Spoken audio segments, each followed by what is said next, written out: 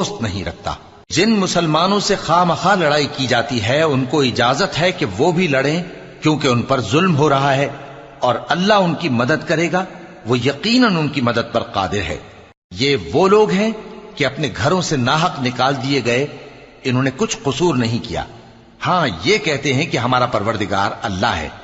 اور اگر اللہ لوگوں کو ایک دوسرے سے نہ ہٹاتا رہتا تو خانقاہیں اور گرجے اور یہودیوں کے عبادت خانے اور مسلمانوں کی مسجدیں جن میں اللہ کا کثرت سے ذکر کیا جاتا ہے گرائی جا چکی ہوتی۔